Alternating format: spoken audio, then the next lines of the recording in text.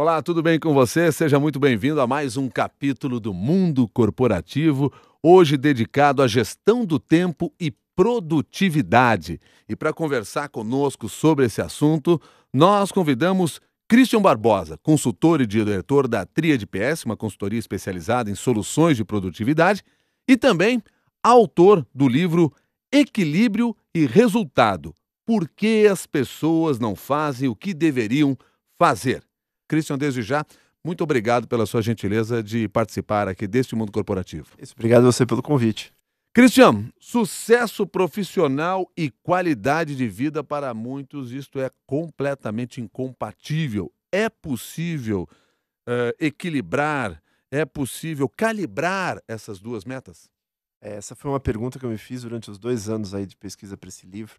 E às vezes muita gente pensa que é uma utopia ter sucesso profissional com qualidade de vida, né? Mas o que dá para ver é que sim, tem pessoas que conseguem ter essas duas coisas, conseguem ter um nível de resultados na carreira, com as suas metas, resultados financeiros, e também conseguiram conciliar com equilíbrio, tempo para a família, tempo para si próprios, equilíbrio físico, mental, espiritual, emocional. Então sim, é possível. Essas pessoas, claro que não chegaram aí do dia para a noite. Elas tiveram às vezes que passar por momentos de falta de equilíbrio com resultados, às vezes falta de resultados com equilíbrio, ou sem nenhum dos dois em um determinado momento, mas eles conseguem alcançar. E o interessante é que as pessoas se treinam para isso. Elas desenvolvem um modelo mental, um mindset, que faz com que elas realmente tenham uma postura com a vida diferente das outras pessoas. Você usou aqui dois conceitos, equilíbrio e resultado. Explique para nós cada um deles. O equilíbrio é tudo aquilo que tem a ver com o seu bem-estar, as coisas que fazem você ser o que você gostaria de ser. Então tem a ver com a sua parte física, você fazer um bom exercício na academia, estar com a sua saúde em dia, dormir bem, de uma forma recuperadora. Tem a ver com seus relacionamentos, com a sua relação espiritual, com a sua fé, com Deus, com as suas crenças. Tem a ver com as coisas que fazem você se sentir bem. E o resultado é tudo aquilo que você obtém, é tudo aquilo que você tem, o que faz você ter. Então tem a ver com as suas conquistas financeiras, tem a ver com as suas conquistas de carreira, tem a ver com a conquista dentro da empresa, de um novo cargo, ou uma ascensão profissional que você teve. Então podemos dizer que o equilíbrio é tudo que você sente, o resultado é tudo que você toca, de certa forma, na vida das pessoas. Agora, quando nós falamos aqui em qualidade de vida, a qualidade de vida está relacionada também ao nosso sucesso profissional. É possível ser uma pessoa frustrada profissionalmente e ter qualidade de vida? Muito difícil, né, mas tem pessoas, interessante que para chegar nesse conceito que eu chamo de matrix da vida, onde as pessoas têm 4 células. Então tem pessoas com resultados e com equilíbrio, que eu chamo de célula 4. Tem pessoas sem resultado e sem equilíbrio, que eu chamo de célula 1, e assim por diante. O interessante é que existem pessoas que têm nível de equilíbrio, mas não têm resultados. Eu entrevistei uma pessoa que ele você fez o 2º grau, e ele era surfista desde a infância, e ele, na verdade, não quis seguir nenhuma carreira. Ele não fez a faculdade, mora com os pais até hoje, está com 34 anos, dá aulas de surf. Ele não tem ganhos materiais financeiros, ele não tem o seu próprio, não tem o seu apartamento próprio, ele não tem um carro, ele não tem investimento, não tem o dinheiro no momento que ele precisa. Ele não tem resultados financeiros de uma forma um pouco mais abrangente. Mas ele tem um nível de equilíbrio absurdo. Ele dá aula de surf, está sempre na praia, faz o que ele gosta, ele se sente realizado no que ele escolheu fazer. Ele fala assim: a praia é meu lugar, a praia é meu escritório, literalmente, como ele fala. E ele se sente feliz, ele se sente, na verdade, conformado. Aí você fala assim: mas está errado uma pessoa ter essa escolha? Assim, de certa forma, assim, não está errado se para ele tá correto, tá bom. Não é o que a gente vai buscar. A gente tem que buscar, sem dúvida nenhuma, muito sucesso profissional com muita qualidade de vida, né? Mas tem pessoas que se conformam com a posição que estão. O ouvinte internauta José Carlos Salvani foi lá no Facebook e deixou a seguinte mensagem, pedindo licença para ponderar. Diria que não seria necessário abrir mão da qualidade de vida, mas nem sempre se está em condição de reduzir tanto o desgaste para garantir a tal da sobrevivência. Concordo com ele. Tem pessoas que, em determinado momento de carreira, de vida, eu ouço muito isso de empreendedores, independente do tamanho da empresa. Mas ele chega um momento que ele fala assim: nossa, eu preciso me dedicar aqui à empresa, para a empresa poder crescer, para eu poder conseguir dar a qualidade de vida que a minha família espera. Executivos também falam isso. E o engraçado é que quanto mais você ouve essa frase, menos as pessoas colocam limite nesse prazo. Porque o prazo de quanto que eu preciso me dedicar à empresa, ele nunca acaba. Então, no primeiro ano da empresa, ele tem que se dedicar demais. Daqui a 5 anos da empresa, continua se dedicando demais. Daqui a 20 anos, continua a mesma história. E às vezes ele chegou a um determinado patamar. E quando ele chegou naquele determinado patamar, ele fala, putz, e agora? Né? Será que é o momento de parar ou não? Mas ele já não sabe o limite. Então, assim, você define o limite para você. Num determinado momento da carreira, é óbvio que você vai ter que focar mais, às vezes, em fazer um MBA, uma pós, em fazer umas horas extras no trabalho. Isso vai formatar a sua carreira profissional. Mas tem que chegar um momento que isso daí começa a pesar e você tem que aprender a se equilibrar também. Christian Barbosa, você já participou de outros capítulos do mundo corporativo, mas eu acho sempre muito interessante você trazer para nós, porque nós temos sempre um público novo passando por aqui, um pouco dessa sua experiência no início da sua carreira. Porque você foi se inspirar na sua história, na sua experiência, para desenvolver todo esse pensamento e esse conhecimento. Eu comecei jovem, quando era criança, eu botei na cabeça que queria ser empresário e fiquei lutando para todo mundo ser meu sócio, mas ninguém queria ser meu sócio. Aí, quando eu tinha 13 para 14 anos, eu fiz uma prova da Microsoft e acabei me tornando um dos profissionais da Microsoft mais jovens do mundo. E aí acabou que eu consegui convencer o meu pai a abrir minha primeira empresa com 15 anos. E essa empresa só funcionava de tarde, porque eu estudava no colégio de manhã, então só funcionava de tarde e não tinha muito resultado. Mas no segundo ano surgiu a oportunidade de fazer os primeiros portais de internet da América Latina de conteúdo, para um grupo gigantesco de comunicação brasileiro, e isso acabou destacando a empresa para o mercado nacional. Aí, quando eu estava com 18 para 19 anos, a empresa cresceu muito, a gente estava com centenas de profissionais espalhados pelo Brasil. Eu consegui gerar muito resultado na minha vida, consegui uma independência financeira, mas ao mesmo tempo eu comecei a não ter limite de qualidade de vida. Então eu comecei literalmente a ter vários problemas de saúde devido ao meu estresse. Trabalhava de segunda a domingo, 16, 8 horas por dia. Isso começou a me deixar extremamente doente. Até que esse volume de estresse começou a me gerar uma gastrite, que virou uma gastrite erosiva, depois virou uma úlcera, no final se transformou num tumor no meu tubo digestivo. E você com 18 para 19 anos, descobrir que está com um problema desses, você para pensar.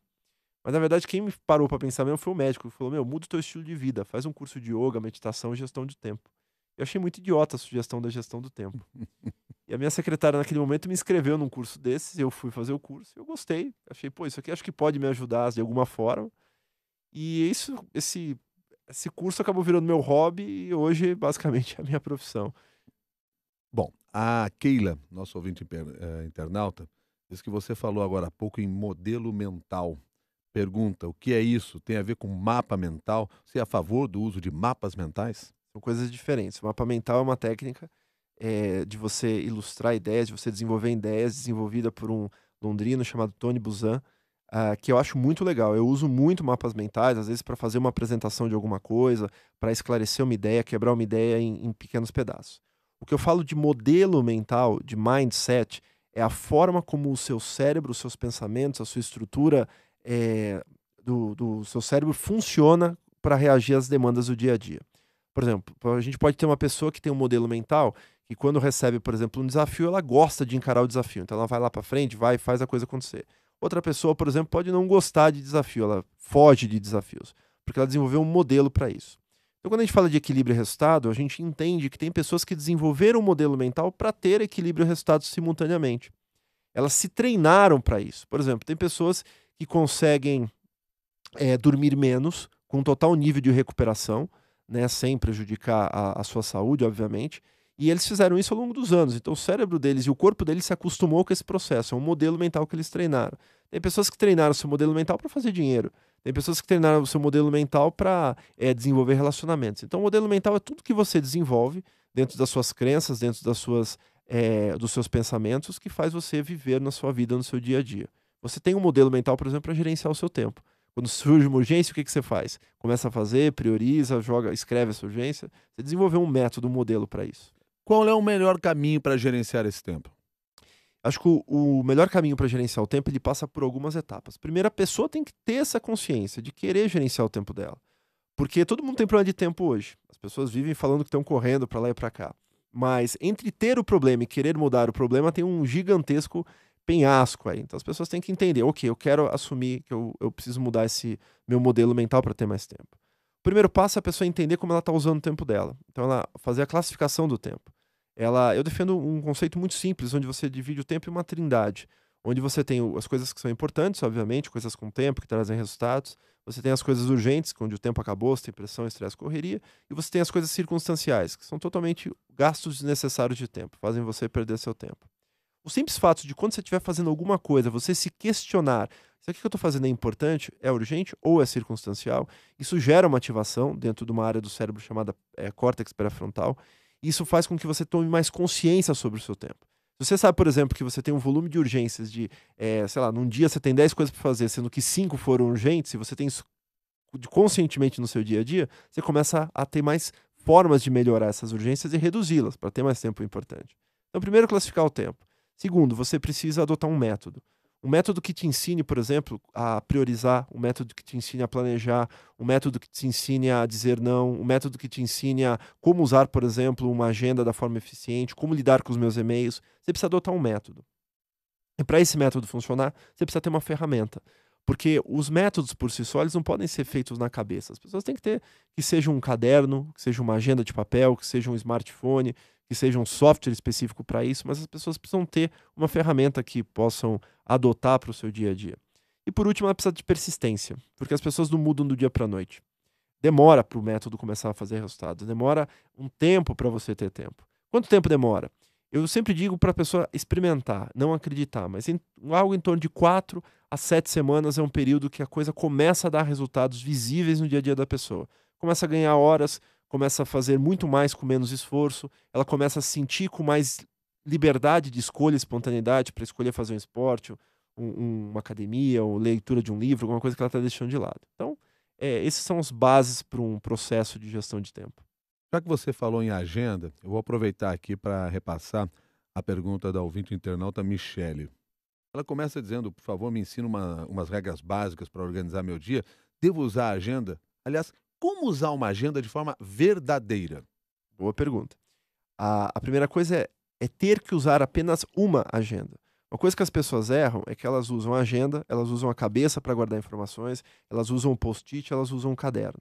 Aí na hora que a pessoa precisa planejar o que ela tem para fazer hoje, ela não tem uma ferramenta única. Então ela está distribuída em vários locais. Então ela vai às vezes planejar só uma parte do dia dela. Essas outras coisas que estão no post-it, que estão na cabeça, quando você vê, vão voltar lá na frente. De que forma? Como urgências, e aí você perde totalmente o controle do seu dia. E pior, culpa o planejamento dizendo que ele não funcionou. Na verdade, não é o que o planejamento não funcionou. O que não funcionou foi você centralizar todas essas informações. A segunda etapa é que você confie na agenda. E aí você tem que treinar o teu cérebro para isso. Porque as pessoas, eu sempre faço essa analogia, que elas ouvem vozes. Então a pessoa está trabalhando, daqui a pouco começam as vozes na cabeça dela. Não esquece disso, não esquece daquilo outro, faz isso aqui. Essas vozes, elas acontecem porque você não usa bem a sua ferramenta. Porque você não confia no que você escreve ali, que você vai realmente executar. Então, qualquer coisa que você tenha para fazer, você tem que jogar nessa tua ferramenta, nessa tua agenda. Aí vai chegar um momento que o teu cérebro vai confiar em você. E essas vozes vão cessar, ou vão diminuir muito a intensidade delas. E aí, quando surgir uma nova voz, você escreve, ela sai da sua cabeça e te permite ter mais foco na atividade presente. Outra coisa com relação à agenda é entender que você tem um conjunto de coisas que são tarefas e outra coisa são os compromissos. Os compromissos é fácil, são os horários. Uma reunião começa às 9, termina às 11, por exemplo. É uma reunião, tem horário para começar e terminar. Só que o seu dia, na maior parte dele, é composto por pequenas tarefas que você faz. Por pequenas atividades de 5, 10 minutos, meia hora, 1 hora, 2 horas. Como, por exemplo, ligar para alguém, fazer uma compra, pagar uma conta, fazer um relatório, checar um fornecedor. São tarefas que você faz que não tem um horário específico para começar e terminar. Então, o seu dia é composto por essas duas coisas. Para você saber se o dia vai dar certo, a gente está falando de tempo, então você tem que ter tempo nessas atividades. Quantas horas mais ou menos você tem de reuniões e quantas horas mais ou menos você tem de tarefa? Isso vai te dar um número. Hoje eu tenho 6 horas de atividades planejadas. Hoje eu tenho 7 horas de atividades planejadas. E aí o segredo para uma boa agenda é nunca lotar a agenda inteira. Então, por exemplo, se você trabalha 8 horas, eu recomendo que no começo você use 50% desse tempo para planejar e deixe o restante livre para coisas que vão surgir. Com o passar da semana, você vai conseguindo ter um nível maior de planejamento e menor de surpresa. E aí começa a funcionar para você. Parece fácil ouvindo assim. Difícil é desenvolver esse trabalho, porque nós cansamos de ver pessoas que começam essa organização, mas são incapazes de mantê-la na semana seguinte. Pessoas que se propõem a fazer determinadas ações, mas que acabam no dia seguinte, porque há novas prioridades, há novas funções, porque não dá tempo para fazer aquilo que eu me planejei. O que acontece nesse processo, nesse mundo que você tem que ser multitarefa? Milton, infelizmente a nossa persistência é pequena com relação a isso. Não vai ser do dia para a noite que a gestão de tempo vai dar resultado. Eu acredito que as primeiras 3 semanas a pessoa até não tenha resultados. E muita gente se frustra, porque o ser humano é imediatista, a gente quer ter o prazer imediato daquela coisa. A gente quer comprar aquele produto e receber no mesmo dia da loja, né, se a gente comprou pela internet. A gente é imediatista com tudo que a gente quer. Só que infelizmente a gestão de tempo ela precisa de um tempo para funcionar. Ela precisa de um tempo para você treinar esse teu modelo mental. Então realmente vai ter que dar um tempinho para a coisa acontecer de fato. As pessoas, elas, por não insistirem nesse modelo, elas e por errarem, elas acabam falhando na sua execução. Só que o erro é importante. Toda vez que você erra, o seu cérebro aprende com esse erro. Se você não errar no seu planejamento, se você não errar nas atividades, você simplesmente não consegue aprender com isso. Você só anda hoje graças a você ter caído muitas vezes quando era um neném, e por isso o seu cérebro aprendeu. Então você precisa errar na gestão do seu tempo. O seu cérebro entender as formas certas e erradas de fazer aquela coisa para começar a ter resultado. Mas eu sempre faço errado. Aí tem que talvez calibrar o método. Então, ver se o método talvez não esteja certo. Você pode estar sempre fazendo errado, porque você às vezes planeja da forma errada. Quer ver uma coisa que as pessoas erram muito e aí realmente não funciona? É o planejamento do dia seguinte ou do dia de hoje. As pessoas chegam de manhã e fazem a lista de tudo que vão fazer para hoje. Ou fazem a lista do que vão fazer amanhã. Essa lista muito imediatista, ela não te dá previsibilidade, ela não te dá espaço para reduzir as urgências, ela faz com que as pessoas falhem. Mais de 84% das pessoas que falham em gestão de tempo têm esse modelo de planejar o dia seguinte ao dia de hoje. E aí não funciona, ou seja, o método está errado. Então, planejamento é no mínimo 3 dias para frente. Você vai fazer a sua agenda, se hoje for segunda, faça a terça, a quarta e a quinta. Depois, com o passar do tempo, você vai começar a ver a semana inteira. Mas no começo, não. Então, faça 3 dias para frente que já vai dar bastante resultado. E aí você veja como é que vai progredindo isso no seu dia a dia. Pergunta do Adalto, nosso ouvinte internauta. Em geral, o que mais as pessoas abrem mão na vida por falta de tempo? Bem, isso foi feita uma pesquisa com mais de 4.000 pessoas aqui no Brasil.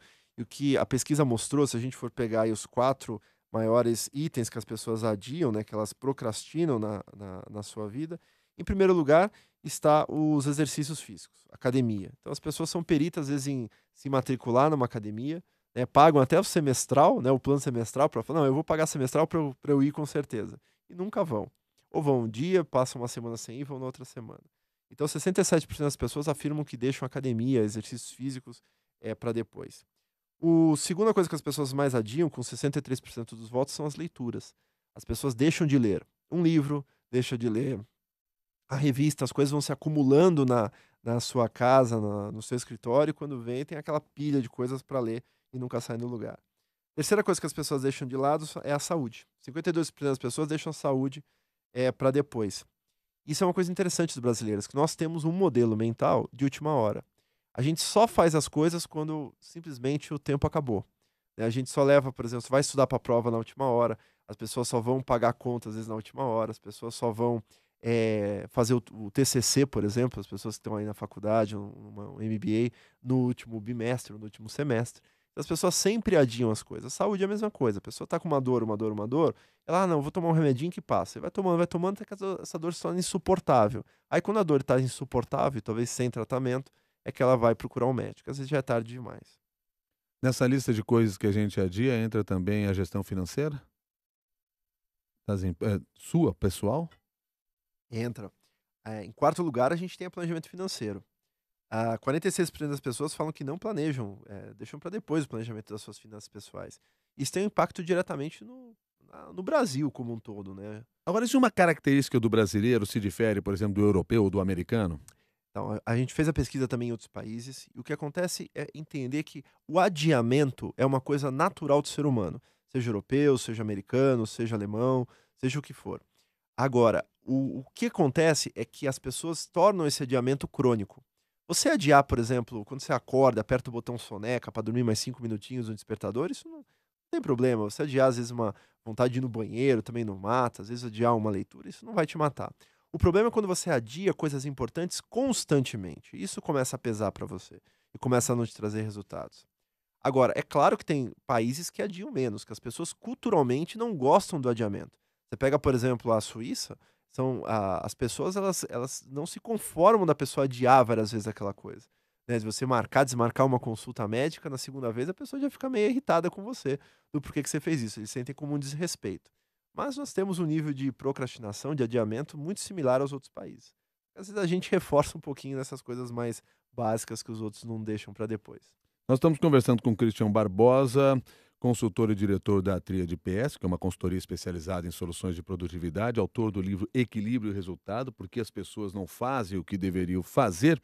E você pode participar fazendo perguntas no e-mail mundocorporativo@cbn.com.br ou então no Twitter, o @Jornal da CBN. Você usa uma expressão aqui no livro que é matriz de vida. É isso? O que é matriz de vida? Eu gosto de comparar a nossa vida de hoje com aquele filme do Matrix. Lembra que na verdade, o mundo real é o mundo irreal, onde o mundo que a gente vive é um mundo comandado por máquinas que utilizam os seres humanos para sugar essa energia e conseguirem sobreviver. Eu acho que muitas pessoas hoje estão vivendo como no filme Matrix. É uma grande realidade. As pessoas estão totalmente conectadas com alguma coisa, mas se desconectaram dos seus princípios, dos seus valores, das coisas mais importantes da sua vida. Elas vivem correndo para lá e para cá. Acordam, tomam café, vão para o trabalho, trabalham longas horas, pegam mais trânsito, voltam para casa, dormem, recomeçam tudo no dia seguinte. Aí chega final de semana, as pessoas estão tão cansadas que não aproveitam o final de semana, reclamam que ele passa rápido demais, e quando vê, recomeça tudo de novo. E passam-se meses, anos, décadas, e as pessoas falam: puxa vida, o que eu fiz? Às vezes olha para trás e não fez muita coisa. Então a gente vive uma matrix mesmo. E dentro dessa matrix, as pessoas dentro desse conceito, a gente está buscando duas coisas: resultado e equilíbrio na vida. Sempre. A gente sabe que a gente precisa ter equilíbrio, mas muitas vezes a gente só consegue ver e enxergar o resultado. E esse resultado muitas vezes nos rouba esse equilíbrio que a gente gostaria de ter. Então, nessa dualidade de equilíbrio e resultados, a gente pode fazer uma matrix mesmo, uma matriz, onde você vai ter pessoas que têm resultados e equilíbrio, pessoas que não têm resultados, mas têm equilíbrio, pessoas que têm equilíbrio e não têm resultados, e pessoas que conseguiram chegar no que eu chamo de célula 4, que são pessoas que têm muitos resultados e muitos equilíbrio.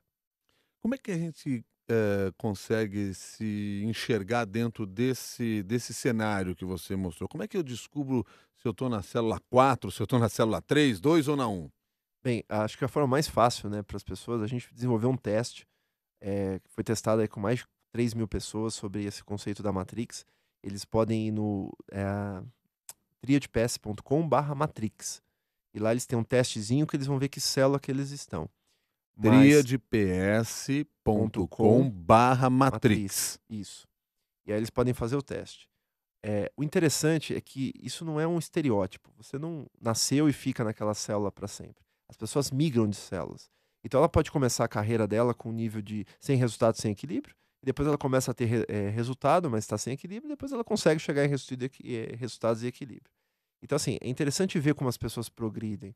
Eu entrevistei várias pessoas muito interessantes com exemplos dessas células, muitos presidentes de empresa que às vezes falam assim: pô, o presidente deve ter muito resultado e muito equilíbrio. Ou muitos empreendedores que também as pessoas pensam assim: ah, quando eu abrir a minha empresa, eu vou ser dono do meu próprio tempo, do meu próprio nariz. E o que a gente vê às vezes é que isso não é verdade. Não tem a ver com a posição, com o cargo da empresa. Tem a ver realmente com como a pessoa lida com o seu dia a dia, como que esse modelo o mental dela funciona para as suas atividades. Tem casos incríveis, tem pessoas que conseguem, por exemplo, empreendedores que, teve um caso lá do Pedro Melo, ele fala: pô, eu trabalho de 6, 8 horas por dia, em 2 negócios, ele assim, ele tem o tempo para ele tem tempo para família, para o esporte dele, tem uma rotina para marcar reuniões, sempre depois das 10 horas. Ele fala: olha, eu consigo fazer muito mais do que quanto ele tinha. Ele foi fundador de uma empresa conhecida aqui em São Paulo, que foi a Plug Use, e ele falou assim: pô, na época de Plug Use eu trabalhava 16, 8 horas por dia, de segunda a domingo. Produzia muito menos do que hoje, fazendo o que eu faço, com muito mais resultado e mantendo meu nível de equilíbrio. Tem vários outros cases de presidentes de empresa que mostram seus casos aí. Assim, é possível a gente fazer, não é uma utopia. Mas você tem case também de pessoas que não são os presidentes da empresa, que são Sim. os trabalhadores braçais, que precisam muitas vezes cumprir tarefas que são impostas pela empresa. Como nessas condições eu consigo me organizar se eu sou dependente de ordens superiores? Boa colocação, né? A gente entrevistou pessoas também, estagiários, trainees, pessoas em início de carreira, e para levantar nesses perfis. Obviamente, quando você é funcionário de uma empresa, você está vendendo o seu tempo para alguém, né? Então, basicamente, alguém é dono do seu tempo. Mas, em última instância, o tempo sempre é seu. A decisão do que priorizar, de como planejar, ela tem que passar por você. Então, às vezes, você chega na empresa, o teu chefe começa a te passar milhares de coisas para fazer, você tem que saber dar o limite do seguinte: chefe, o que que eu priorizo aqui? Eu tô com 3 coisas para fazer ao mesmo tempo. Uma delas eu vou ter que fazer primeiro, não sou robô. Então, qual delas eu priorizo? Então, é Ele olha para questioná-los. você e diz assim: "Você é um robô sim, você vai ter que fazer todas, porque eu estou atrasado". A uma você vai começar a fazer. Então, escolhe a que for, às vezes, mais urgente nesse caso e faça depois, na sequência, as outras 3. Mas uma coisa que as pessoas precisam entender é que tem que se dar o limite do seu tempo. Eu acho que não tem dinheiro nenhum que pague a sua saúde, o seu sucesso familiar, o tempo com os seus filhos, a sua saúde. Eu acho que as pessoas têm que entender o seguinte: por mais pressões que elas possam receber da empresa, ela tem que saber o limite dela. Talvez dizer: olha, isso aqui não está funcionando para mim.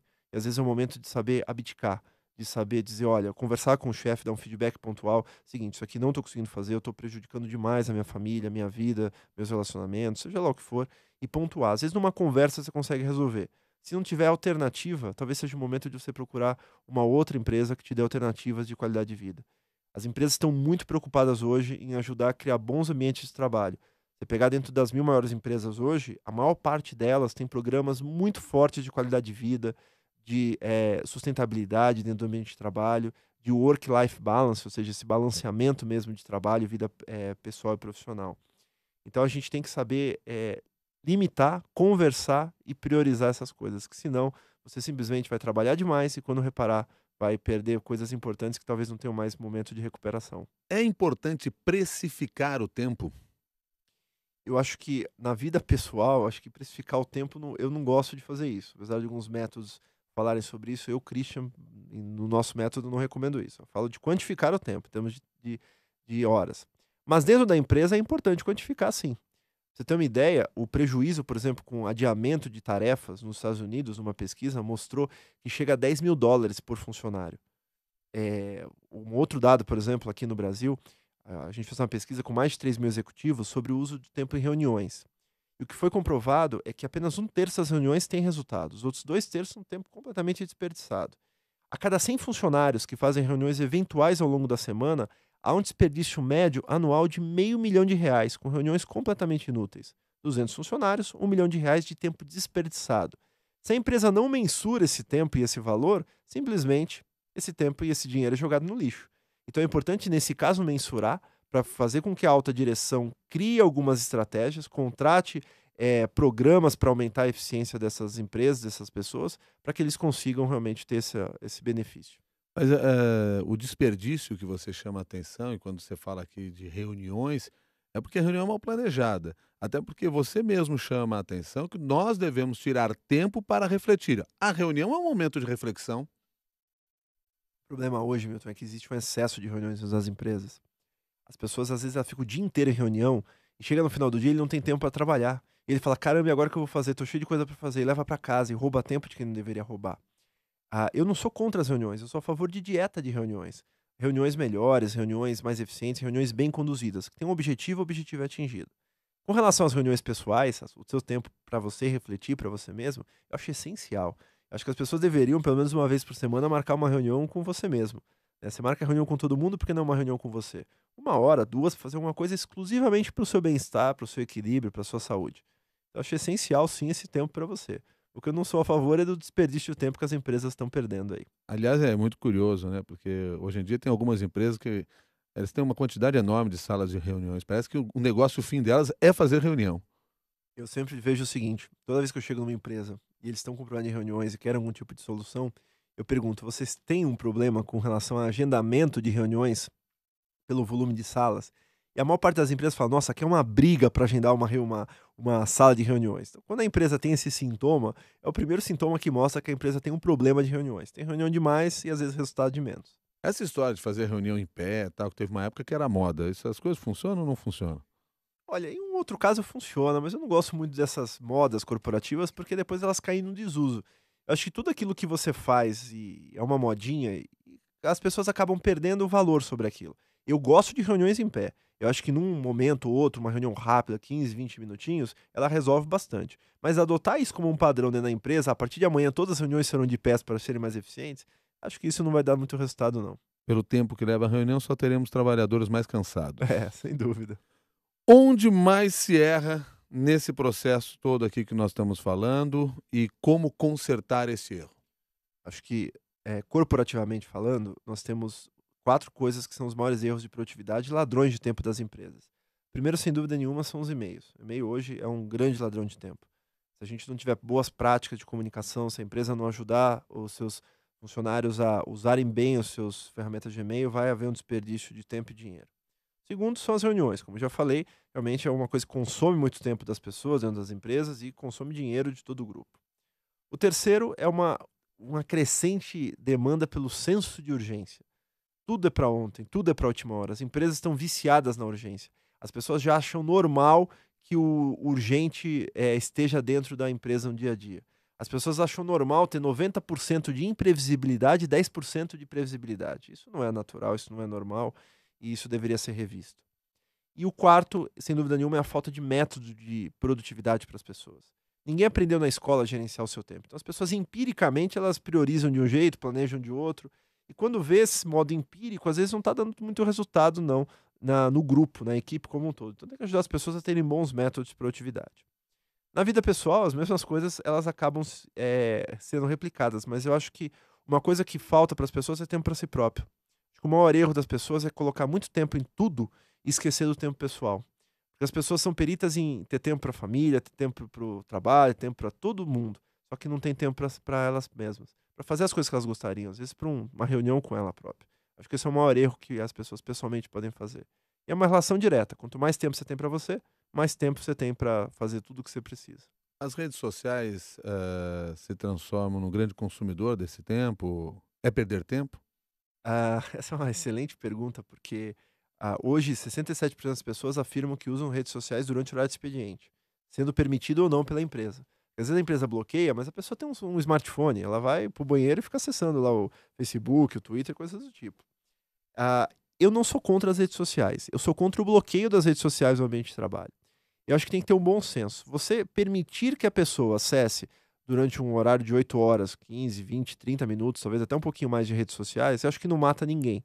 Porque a pessoa não é um robô, ela precisa desses tempos, esses minutinhos de distração.